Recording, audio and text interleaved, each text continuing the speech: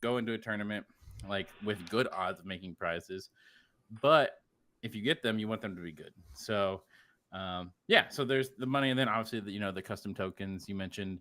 The winner gets to work with me to help make a custom token, and then they get a giant chunk of them. All the Sanctuary PDH patrons get a chunk of them. I give them out at Magic Cons, at whatever events I go to. Um, yeah, so I Yeah, it's people great. seem to like it. So Yeah, have you publicly released how the MagicCon Vegas token looks like yet?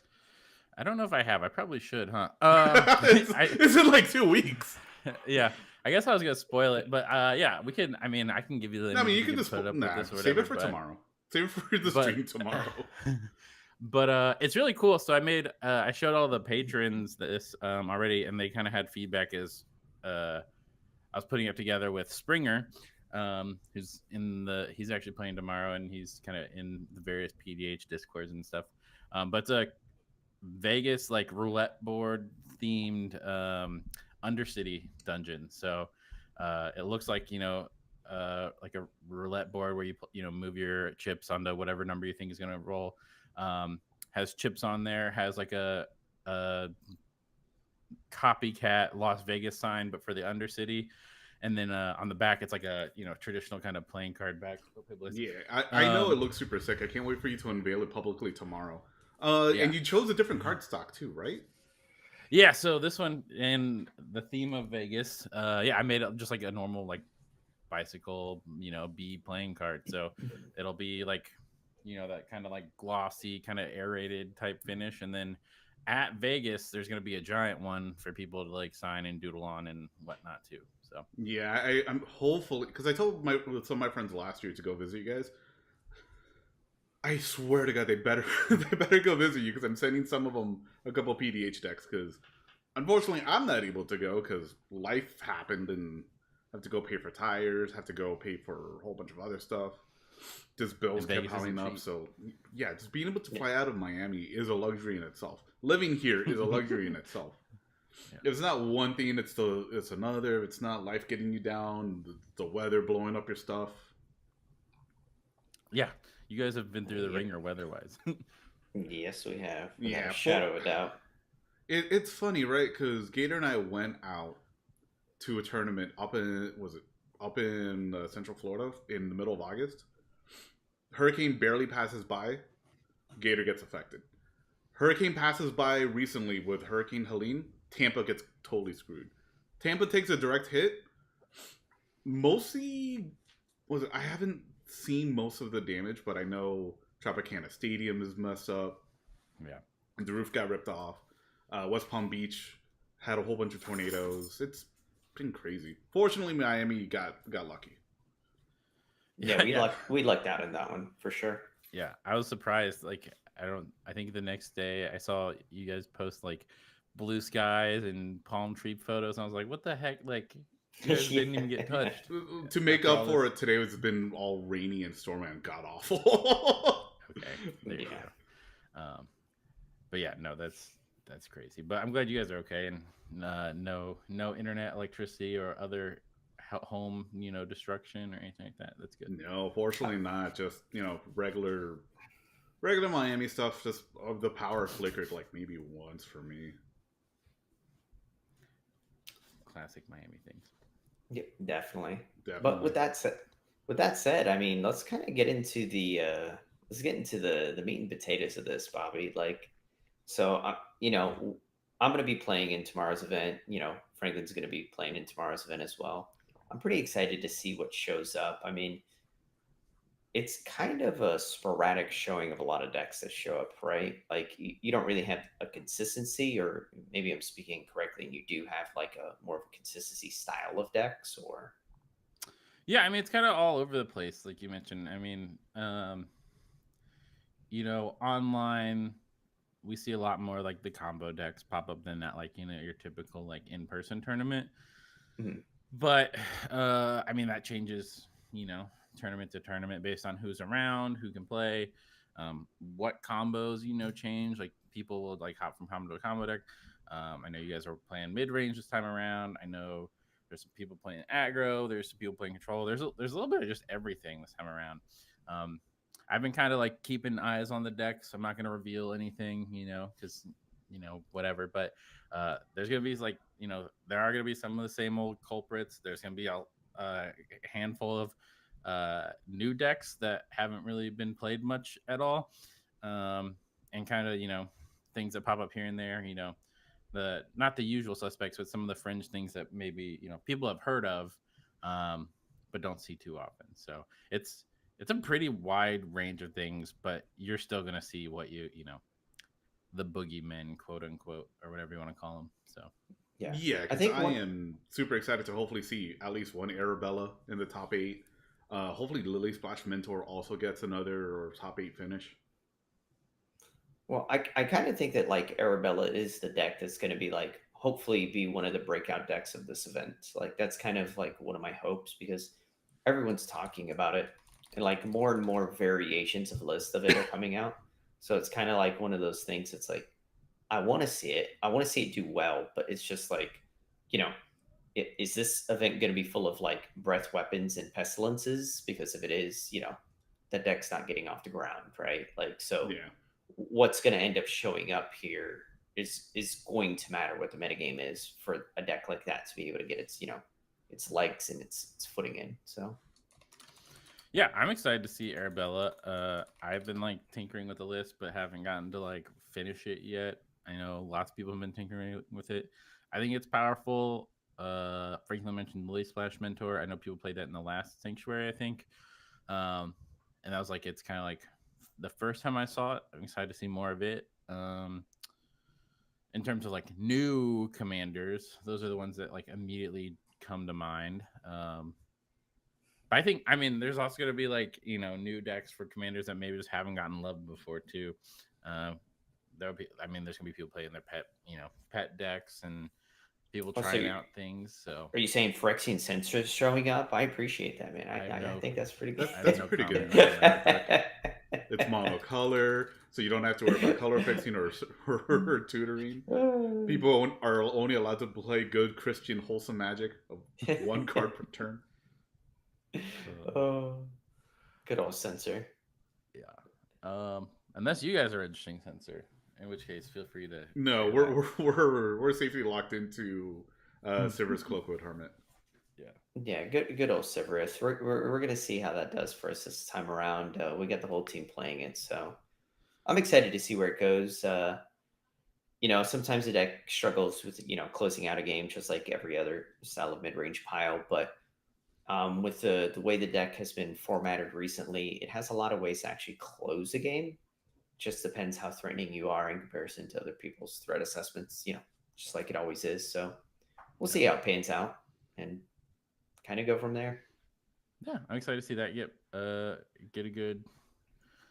good shot and more reps. Yeah, I mean, I don't want to talk about other decks. I'm happy to talk about them after the fact, but there's some sweet stuff. I'm very excited to see how it does. And I'm just hoping that in Foundations we get like a whole bunch of crazy downshifts to actually help boost out finishing games.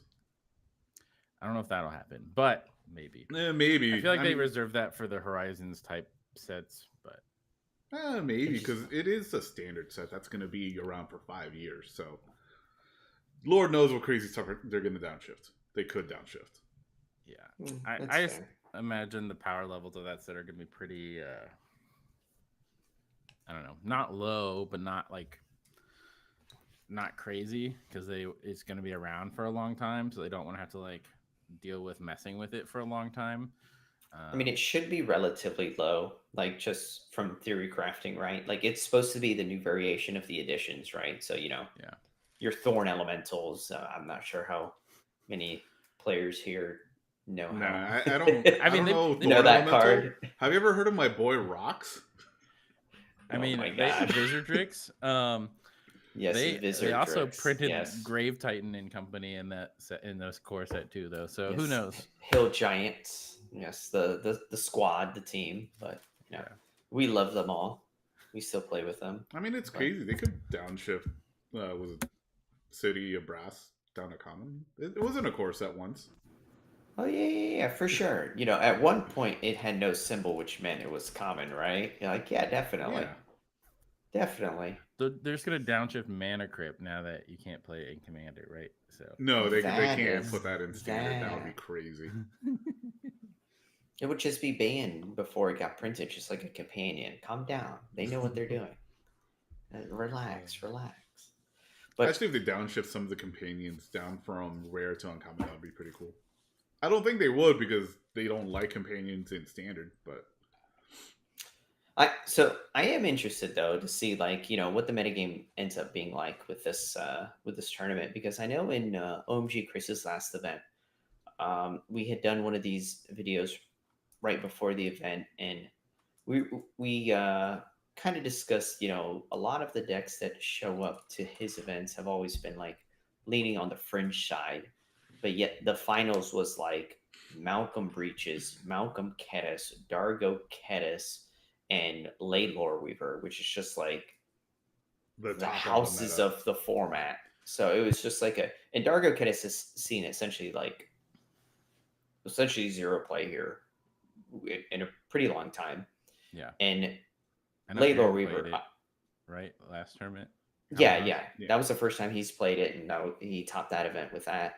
But like, you know, Laylor Weaver hadn't seen a lot of play except from me and Clay, and so it's just quite interesting to see, some of these decks starting to just shine and shine and shine, and like the rest of the field was interesting because depends what piles end up showing up. And I say piles because it could be a mid-range pile, it could be like control piles, so on and so forth. But a deck that I haven't seen in forever and a day has been like Scholar of Ages.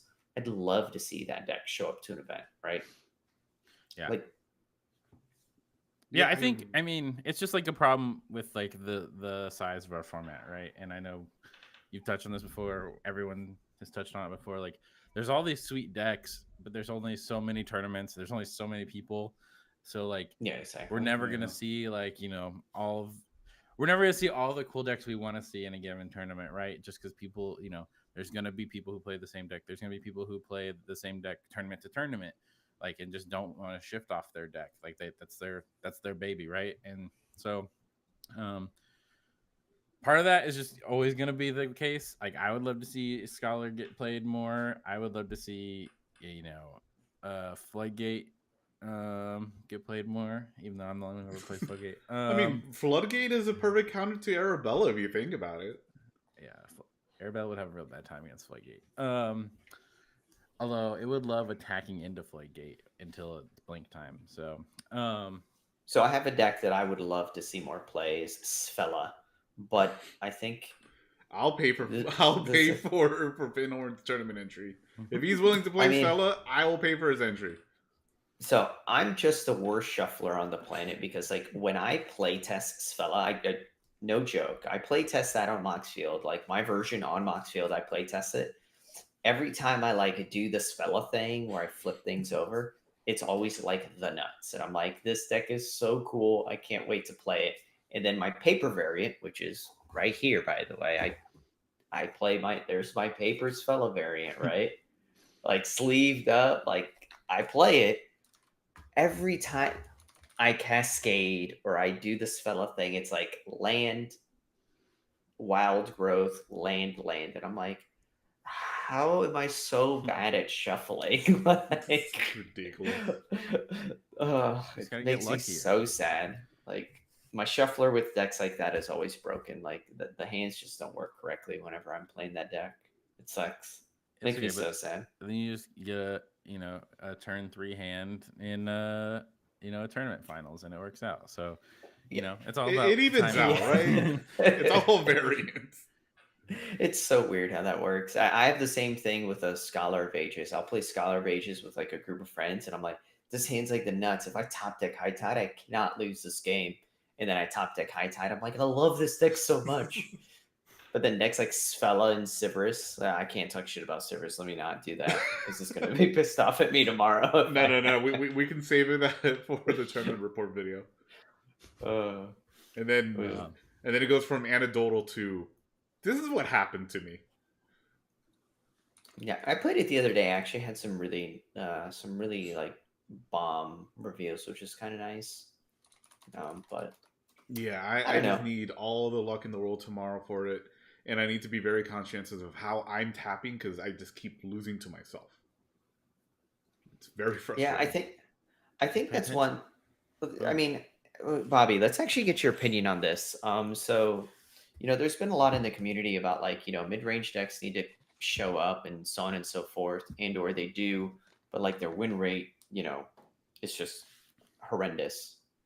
Honestly, one of the things that we've been discussing about that within the comment theory and things of that nature has been it's not that the deck is bad, it's that there's a overwhelming factor with the pilots and the way the deck functions. So, for instance, to make things a little bit easier, like wrap everybody's head around, is like you make one mistake, that's it. You essentially lose the game. So, like the complexity of these decks is like, okay, I have to make sure stop this player here and now. And what you do sometimes with mid range piles is you pass priority, so someone else handles it, so you build your resources and do certain things like that, but then you'll end up getting punished when no one around the table has it. It was a win attempt or something along those lines, which is relatively common to happen. And it's like, oh, you just got punished, you lost. And even without that specific circumstance, you still have the same thing where you're like, oh, I could main phase sorcery speed stop this from winning the game if they have it in hand, but I'll just wait for them to untap, and then they untap and they have like 12 protection spells, and you lose the game where you could have just stopped it right then and there. Right. So like you never truly know when to do the thing with the mid range piles, which makes it very difficult to pilot. I think that's just, I mean, that's with any deck, right? I think too, the difference is like mid-range decks aren't winning as quickly, so they don't get to like turn the corner and punish others as quickly the same way like a combo deck or an aggro deck can. um Mhm. it's like they're like they have to like build it up over time and keep like kind of snowball as opposed to just like winning outright right away. And so part of it, and we kind of saw this in the last Sanctuary finals where you won with Weavers, like people just pick weird times to start to like establish themselves, and then it bites them in the butt. Like yeah. Yeah.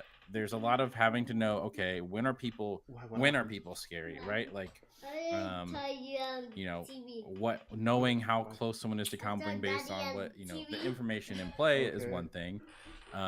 Knowing kind of the Oh, outs they yeah. Close the have, door. and all that, and kind of taking into the context of the situation is important. um yeah, I mean, it's just knowing what other people are doing, knowing what how your role needs to change. And I think that's the biggest thing, is like people don't know how to adjust necessarily. Like they're just focused on, some decks don't need to adjust as dramatically, right? Like Dargo Kettis doesn't have to adjust. Dargo Kettis needs to fucking put Dargo into play and attack. Like that's what Well, Dargo Kettis. that's actually, so you hit exactly what I was trying to like bring up, right? So there's certain decks that you mulligan specifically to what that deck is doing, and the irony is what I've seen, even like local play that I've experienced. Like my daughter will show up to the table, and they'll be like, "Dude, who's the little girl?" I'm like, "That's they know who it is because it's my daughter at this point." They're like, "Oh, okay, she's here." And she'll be playing Dargo Ketis and or Ketis Keleth, the Ketis variant, right? At this point, and we all know like we're dead by turn 4, turn 5 when she's playing. Yeah. And you get these players that we all sit with, and they're just like they mulligan to what their deck is doing and attempt to ignore her. And I'll attempt to mulligan to like a bounce spell or something along those lines. But sometimes you get like a great hand, like a hand of 6 or a hand of 7. And you're like, yo, this is great. Like this could win on turn 5. Like depends what your seed order is, or this is great against that deck.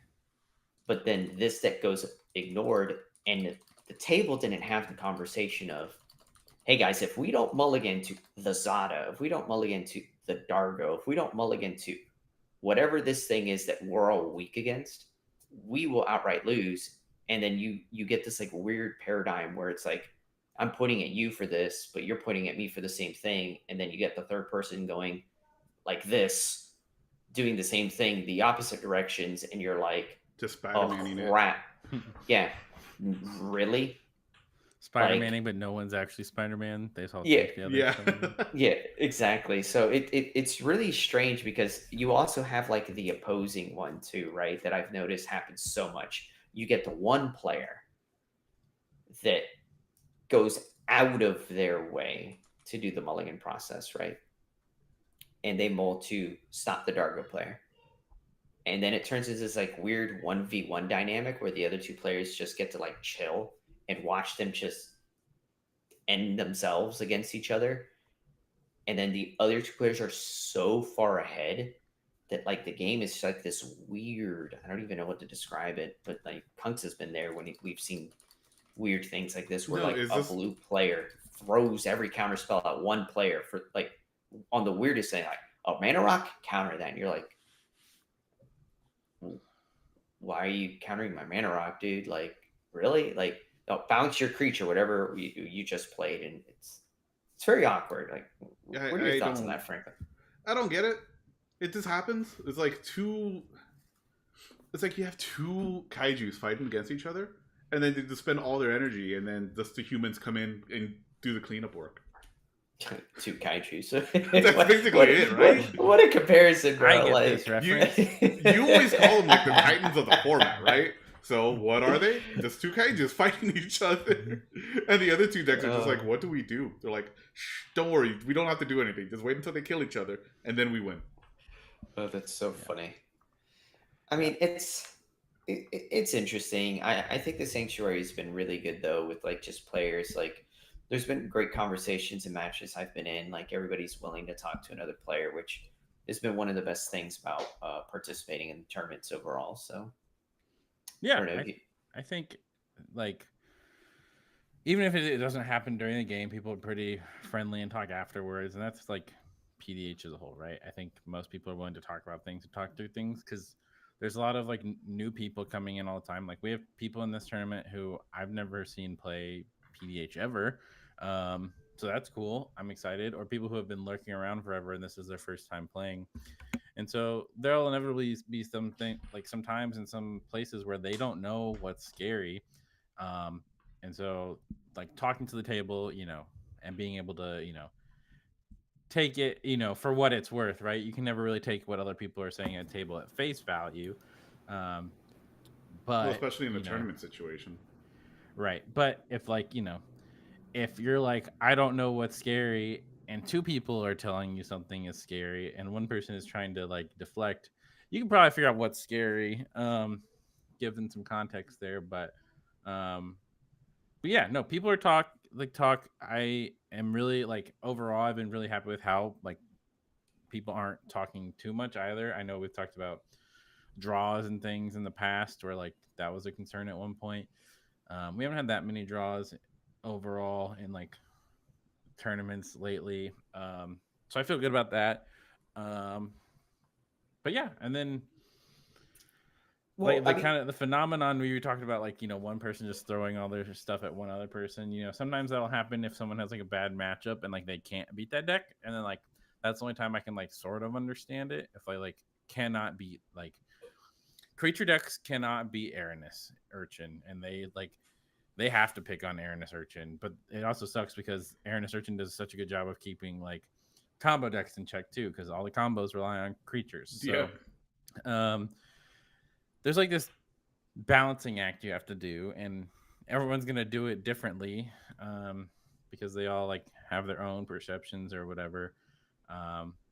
Whether that's right or wrong, it depends on the context always. So I think part of it is also just like remnants of coming from a 1v1 play, I would imagine too, where like you only had one person, so you just throw everything at that person, and people needing to realize that like resource distribution, like how you allocate your resources and how other people are allocating their resources in this like 4-player game is so different. It's like so different. Like people can essentially like by tapping out, they can essentially bully you into like keeping mana up, or just having everyone decide we're all just gonna tap out this turn, YOLO, right? Like if everyone's gonna be irresponsible, I'm gonna be irresponsible.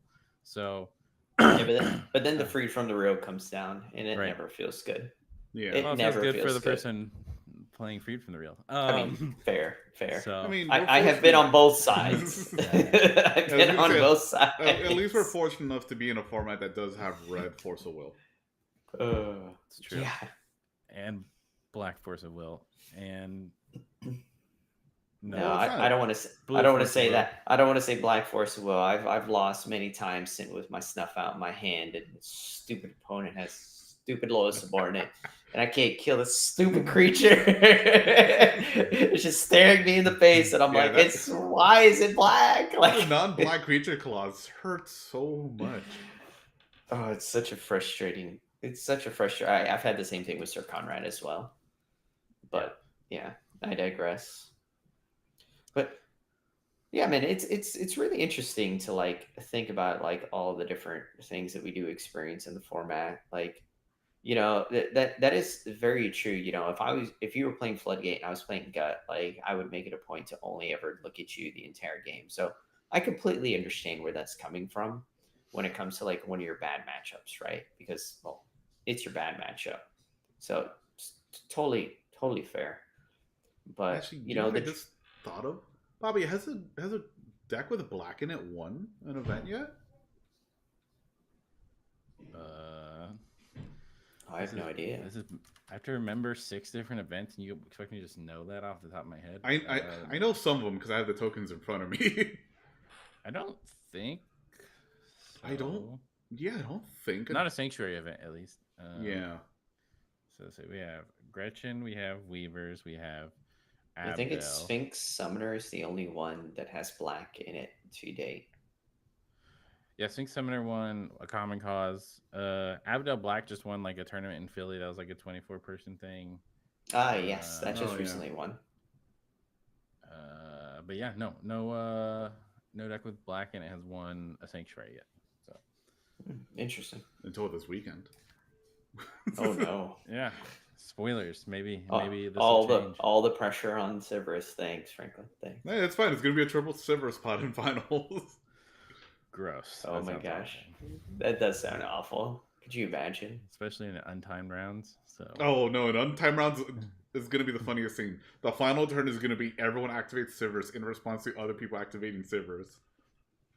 I actually said that earlier today to a few players that were newer. They didn't know that the finals was untimed, and I was like, yeah, it's always untimed. They were like, no way. So if I play this deck, I could actually play it the way it's supposed to be. I was like, oh my gosh. Yeah, but you have to be good enough to get to finals. You have to get to the finals first, but I just found it to be very entertaining because like some decks do really well if they go that. Yeah, if your deck isn't if the only way you can play your deck as it's supposed to be played is without a timer, you should probably think about what that means when you're registering it for a tournament. So yes, I don't agree. I don't disagree, sorry. No, bro, you just have to politic your way so when time happens, it's your turn. But you have to make sure it's your winning turn. Yeah, I was gonna say that's a little bit hard to ask for there, Franklin. Yeah. But I don't know. I've been playing a lot of new decks lately. I actually had a few games here recently where I had some opponents that I played in a few of them that were repetitive opponents, and they kind of questioned. They were like, you haven't played a deck with a combo in a long time, Gator. Like, yeah, I've been playing Phyrexian Censor. I've been playing a whole bunch of different things here recently. Severus, Sfella, a bunch of other ones as well. And they were like, I thought you only play decks with like combos. And I was like, no, not at all. I love all sorts of decks. They're like, but you always have a very negative opinion on those like decks without combos. I was like, my opinion isn't negative on them. I just believe that like when you build these decks, that you should think about how the deck is supposed to win the game. Yeah. Go for it. You're just gonna have a harder time winning. Not harder, but like you have to go through the motions of killing 3 people as opposed to just winning, right? Like that's It is harder. It is definitively harder. There's no question about it, right? So you got to deal with the life totals. Game. Like combo decks are playing solitaire to an extent where they have 3 people trying to like disrupt them or whatever. Whereas, a deck that only wins through combat is like actually playing like a full on like 1v3. So it's just, yeah, like the dynamics are just very different. And that Yep. shapes how, I mean, it shapes everything, right? It shapes how you build your deck, what you have, what you care about, what you prioritize. And like, I mean, on your point, right? It's the same thing with like a Voltron deck, right? A Voltron deck doesn't have to do 30, 30, 30, right? It's 16, 16, 16, right? It's the same thing with an Infect deck, right? Like, we have different dynamics that will allow you to change how you're supposed to win the game. So Oh, I find it to be very interesting. Yeah, hold on. Sorry, there's something weird's going on the stream where it's like flickering for whatever reason. Interesting. But yeah, no, yeah, I mean, it's just you have to be intentional about how you want to win, like you kind of were saying there. Like you have to know how and why. Hang on, hold it, Bobby. We got a weird glitch going on. We're not even being heard right now. No, I think we're live, but I think it's a glitch. Okay. Yeah, I don't know what happened. It's like all super weird now. All right, well, whatever. It's fine. I'll just put it on intermission. No, it's fine. I got it. I need to hit the head. No, I fixed it. I like being in full screen mode. Like it was flickering, and now that I took it off of full screen, it's normal. So interesting. Lovely. Well, I'm gonna hit the head real quick while you continue to potentially figure that out, and I will be right back.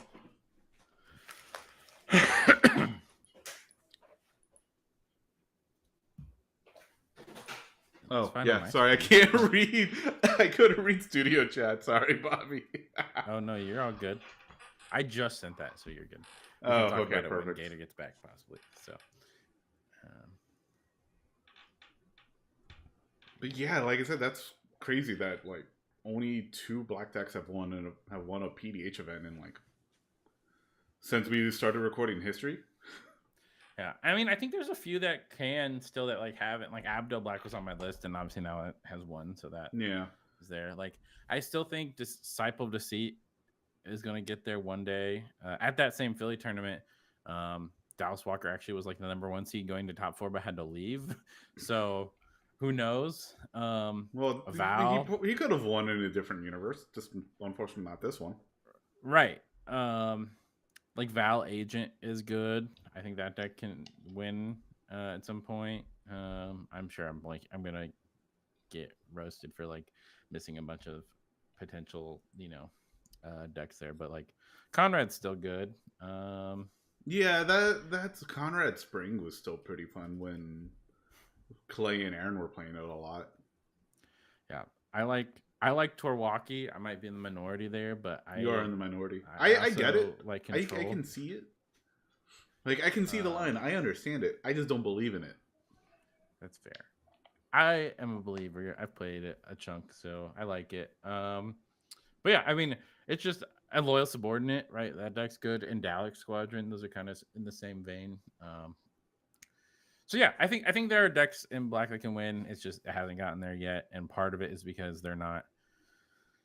I think combo's really good, and the like combo options in like black are not the most exciting. Val is kind of cool, but Val is kind of like fragile. Sync Summoner is really cool, but again, it's kind of like it's tough to find the Ashnod's Altar. So, but yeah, like the decks are there. They just have to get lucky at some point, and I'm sure they will. Yeah. So. Yeah, I mean, at least Sync Summoner won an event, so it doesn't have to prove itself again. But I'm pretty sure, like, winning the same deck winning 2 events is really nice. If a deck wins a 3rd time, then it's definitively really good. Yeah, and I don't think, I don't know if we've had a deck win like. Well, I guess it depends on what level of tournaments you want to talk about, right? Because there's the in-person tournaments, there's the online tournaments, there's probably several tournaments that we don't even know about, right? So yeah, that's the other problem too, because again, we're strictly talking about only online tournaments and all of the larger in-person events that have been recorded through CPDH Guide. Yeah, and those are online US events at that, right? I don't know if we've gotten any of like because I know there are events happening in Europe. I know Brazil I believe, just had a tournament that ended like a couple weeks ago. Yeah. Um, Tatiova top for that one. yeah, I don't remember what one, but it was a neat one. So, um, yeah, it's just like, we're only looking at a small snapshot of what I'm sure there's, you know, plenty more to look at. Um, but yeah, I think once a deck starts winning, more than 2 or 3 times, that's when, I mean, it's already, it doesn't even have to win to be a good deck, right? But um, when you see a deck has won multiple tournaments, it becomes like unquestionable. Argue like, that deck is good, and you should be preparing for it, even if like no one ends up playing it. Like, the cards that are good against combo decks are good against other creature decks too. So removal is just good. Like, What you a Are don't you have to crazy, saying? like, yeah. Are you saying Heated Debate is a good card? yeah, you don't have to metagame against these decks. You just play removal, and It's it'll like, do oh, if the you're trick. worried about Wilson, heated debate it. Worried about Malcolm, heated debate it. Worried about Abdel, heated debate it. Yeah. Just I don't start know. arguing. Yeah, it's kind of ironic, right? Because we have a lot of like decks in the format that are, good decks, but it's just like you said, play removal, it stops them. It really does. Like all their combos are just incredibly weak to a bolt. Yeah. Like the most simplistic way of removing, Anything, a yeah. piece, right? Like Peregrine Drake is like one of the most iconic cards that we have in our format, and it's just like dies the bolt. Yeah. So Yeah. I it's mean, removal's Yeah, good. all the Archaeomancers also died a bolt. yeah. Unless, except for the Prowess one, but you have Except to for just hit it mnemonic in wall. between on the Prowess trigger. Yeah. Yeah, there's ways to hit everything. Like it's interesting. I don't know. It kind of blows my mind thinking about some of the ways like the format wins because they're so susceptible to so many things. So it's like when you see like the free deck win, you're like, how did it win? It's like it's a 1/1. It just survived. They suited up a 1/1. It's like, don't you play Fiery Candidate? Don't you play like Gut Shot? Like so And I think sometimes people want to get too cute with their removal and like tailor it to like, certain decks. Like, I've been a hater of Sinkhole forever. I know people have think, oh yeah, that's how you beat Gretchen. It's like, sometimes you'll get someone with a Sinkhole and playing Gretchen, but like that Sinkhole looks terrible when you're at a pod of like 3 like green X mid range decks, and you're like, wow, this is the worst card I could have drawn. Nah, you hit the off Whereas, color, bro. anyway, hit their black land.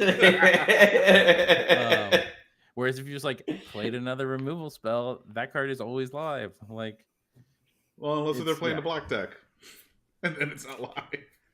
Yeah, I definitely agree with that because I've been in a lot of those situations myself where that I think that's actually one of the most difficult things about our format. Truth be told, is step one, learning the other decks, and what I say by that, and what I mean by that is the actual way the decks win the game, right? Like you should learn the Malcolm combos, you should learn the Freed combos, right? Because there's always a pinch point. You should learn the Scholar combos, right? Those cards specifically are what enables it.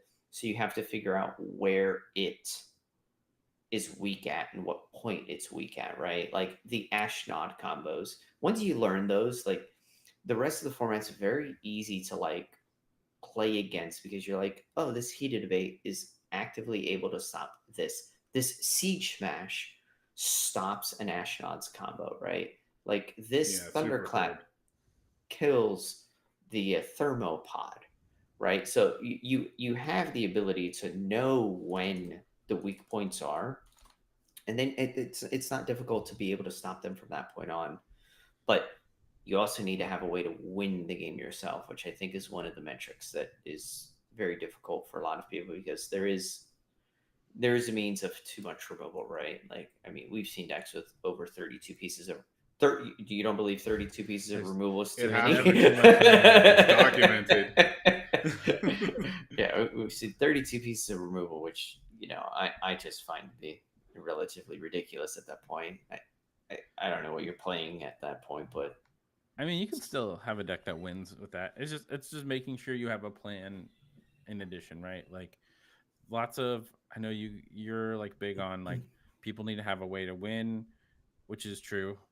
but people also need to realize that like part of winning is also not losing, and so like you gotta have both, like right, like unless your deck Oh is yeah, like definitely. Yeah. so, I agree. and I don't think we have any deck in the format save like, well, you can build your deck to just be all in and not care what other people are doing, but like that's a risk you take, and that We makes have you, one. We have one deck. yeah. I already know what you're gonna say. So Well, and part of it is they don't have lots of interaction they can do anyway, but mhm. um, but for the most part, you can't really do that and expect to have success. So um, you have to dedicate some amount of your deck to not losing, and some amount Mhm. of like your strategy to not losing, because otherwise you're just always going to lose to the faster deck. And Well, isn't that like what makes our format actually like super great? Because like all the interaction, like one of our most recent episodes of the Common Theory is actually discussing those styles of cards, right? Like Stave Off is like one of the easiest like cards that we could like put into that position, right? Like I could use a Stave Off to stop you from winning the game, but I also could use a Stave Off to let me win the game, right? And you as can use long it to as you force through damage. You can use it to do 100 different things. Yeah, exactly. Yeah. So as long as you play your deck, or as long as you build your deck accordingly and make it to where you have these cards that are actually functional in several different ways, you're like bred for success, right? So there, as that I understand is somewhat difficult, but if you do that and take the time to figure those lines out in a deck that you build, I don't see how you can truly fail, right? Because I mean, let's be realistic. That's one of the reasons that like Gretchen and Weavers are so successful, right? Because they're running cards like Vines, but they're also running different styles of counter spells that are they do two different things, right? Like I've seen Puzzle beat me a million times with a rewind because it nets him mana, or Yeah, he that rewinds his own spell to make enough mana to untap the lanes to win the game, right? So there's always extra purposes to doing what you're doing with certain cards, whether they're protection and or proactive and or reactive cards, right? So it's quite interesting as long as you can figure out those lines and understand why you even put that card in your deck to begin with. But Yeah. And yeah, it's just something that gets better the more you play, the more familiarity you have with what other people are doing, what your deck wants to be doing, just playing. Like playing is going to be like the biggest thing that just gets you kind of over that hump of, okay, what do I need to adjust and change? Like you'll find out just by playing games. yeah, You'll totally fair. you'll find out very quickly if like your removal is good enough, or if your counter spells are the right counter spells, because people will punish you if they're not. So um, Well, I got a really good one for you, Bobby. So this happened to me many years ago. Like this, it's been a long time since this happened to me. But like just as an example for everybody, because I think this is a kind of a funny one, but kind of shows you how like niche or how in depth our format truly could be. So a while back, I was playing a game against Aggro Aaron, and I was not playing a black deck, but one of our opponents was playing a black deck, and this card called Grass of Darkness came up, and I was very like against that card to begin with. I was like, that card sucks. Like you should not be playing that card. Like sure, minus four, but like what are you killing? Blah blah blah blah blah. And this was before heated debate had even ever come out. And so Aaron was playing Jury, and Jury was a 5/5. Or I'm sorry, it was a 6/6. So Jury blocks, and then the opponent Grass of Darkness the Jury turned it to a 2/2. And I was like, wow, let them cook. yep. how interesting is this interaction? Because Jury sees its last state of being a 2/2 instead of the 6/6 that it was, and it lost its ability to shoot for 6 on the block. And then the Jury got off the table and the threat was gone. And I was like, how interesting. So even these cards that actually minus do have a place in the format. And it really changed a lot of my perspective on cards like Grass of Darkness to begin with, because I didn't realize that a card like that would have like different repercussions depending on what it plays against in the format, right? And like, I was like, sure, Dargos and stuff like that at the time, but it actually followed through with many other cards in the format as well. So I just found it to be amazing to see interactions like that. And we have other cards in the format that are also like that now, right? They just printed the mouse. I don't remember the name of it. They printed a whole bunch in Wilds of Eldraine. Yeah, like Candy Grapple. Well, no, I mean the mouse. Cards that care about their power, right? Cards. Heartfire here. Yeah, like that's a new card that was just recently printed. The 1-mana mouse, the red mouse, and that's another card where Grasp is just absolutely amazing again. So they're not going to stop printing cards like these. So like those cards have only gotten better with time and will continue to get better. So it's very cool how you could specifically figure out how you want to build your deck and go from there and be in these scenarios and still succeed. So yeah, and then it kind of ties back to your point of play cards that can do well against different strategies. I'm of the opinion the more narrow the cards you play are, the worse time you're gonna have, and because we don't have, aside from Rocco, right? Like we don't have, and Sphinx Summoner, I guess, like we don't have a lot of great ways to tutor regularly. Like Sphinx Summoner and Rocco do it because they're in the command zone.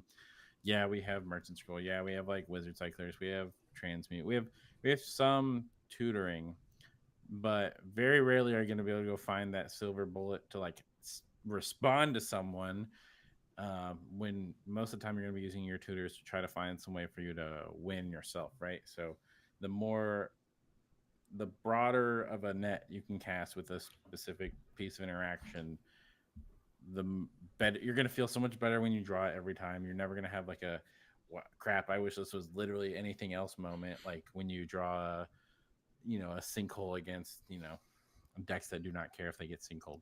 So I mean, literally, you just described what we've been doing here recently in Florida. Like the whole crew down here, like we're cutting Merchant Scroll from a lot of decks because of exactly what you just described. It's just like, bro, I need to get a blue instant. Yeah, go for it, Frank. Yeah, most of the time I see Merchant Scroll, I'm just like, why is this just not a draw spell? I need it to actually be a draw spell. I don't care about any blue instants in my deck. I need to draw more cards.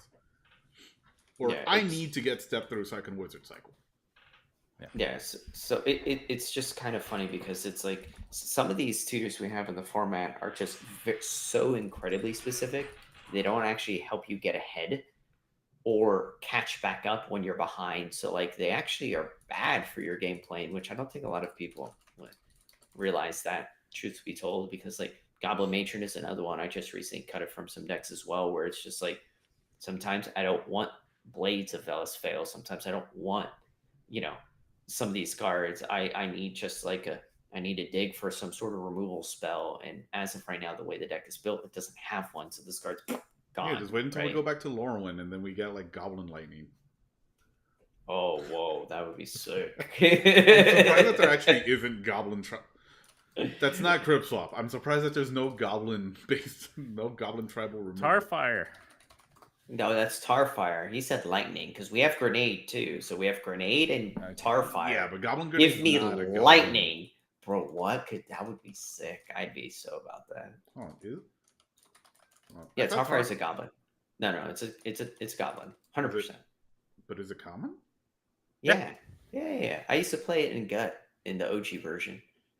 Because Crib Swap was just a better tutor for Goblin Matron and Gut. So yeah.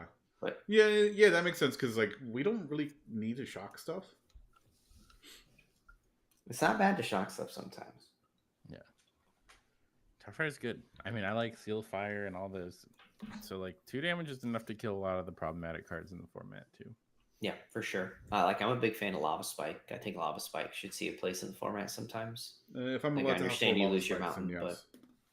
but you don't need 4. Yes, I do. I need to storm off with them. Frank, that just has no mana base. Just no, that's it. Just cast the same one over and over again with the Desperate Ritual spliced onto it. No big deal. There you go. Copy it a bunch. Yeah, I said Lava Spike. I meant Lava Dart. My apologies. Oh, I was thinking of Lava Dart the whole time. Yeah. No, yeah. I was not. I was on team is a guild mage for a second. Wait, I did say Lava Dart, right? No, you said Lava Spike. Oh. I was thinking of Dart. Whoops. Yeah, I said Sack Mountain and everything. There's too many lavas at this point. No, you I'm want gonna start saying axes instead. Lava Axe soon. Oh no. Hey, Sniff is finally in chat. Hey, Sniff, what's going on? Whoa. Get those eyes out of here, mister. Oh, it's so interesting, but it's I'm very excited for the event tomorrow, to say the least. I'd like to see how we do with the Siverus. I'd really like to see decks like this play a role. I think some of the last words we could definitely say is, well, I could at least say, maybe this is a hot take and I don't mean it to be, but being able to win in time with a deck like this, I think, is predicated upon how fast you could continue to assist the table to play the game in certain sense, right? Like if you know there's a threat and you may have the answer in your hand and the whole table's like just scared out of their wits, you could be like, no, just let it ride. And hopefully they work with you and let it ride because you can answer the problem. So yeah, the only problem I can see is like legally every Siverus activation can take up to 6 minutes. Oh, Jesus. Keep it moving. It should not take that long. Yeah, but you present a person a card, they'll be like, do we give it to him? And you go, it's a land. Just give me the land. Yeah, or hear me out. We just say, everyone just 3 life from the get-go. Oh, that's me whenever I'm playing against Siverus. I'm like, what's my life total? I don't care. It's high enough. I'll pay more. That'd be funny. Yeah, I'm worried about a few decks that I could definitely play against. That's for sure. Playing Siverus, there's a few decks that I am not wanting to ever see. I could definitely say Scholar of Ages is a deck I never want to see at a table across from me. That is without a shadow of a doubt. But I don't think anyone plays that deck, so yeah, we're good. I haven't seen it in a minute, so yeah. But yeah. It's one of the few decks that's very good at avoiding edicts and things of that nature. So yeah, it avoids it by not playing into it. Yeah, no, it doesn't play anything. Edict all you want. I don't play creatures. I don't need those things. So I'm pretty sure it's like what 4 creatures in the deck, 5 maybe. Yeah, some ridiculous amount. I don't even know. I don't remember. It's maybe just I think it's 5. Yeah, it's a handful without a shadow of a doubt. So, and even different variants. I think the highest a variant could play is 8 at best. Just from like the wizards and the the walls and things that pitch. But well, that said, it's just more copies of Scholar in the deck. But with that said, I think we're pretty well wrapped up here, Bobby. I just wanted to say thank you for joining us today. I really appreciate your time and everything you've done for the community, just assisting us with these tournaments. It's been absolutely fantastic being able to play in these events, and I'm really, really looking forward to tomorrow. So yeah, I know a lot of people are as well, but do you have any last thoughts you'd like to share? Yeah, no, I mean, just thanks for having me on and chatting for a little bit. I know we kind of, this week was a hot mess, but we made it work, even if it was kind of late on a Friday.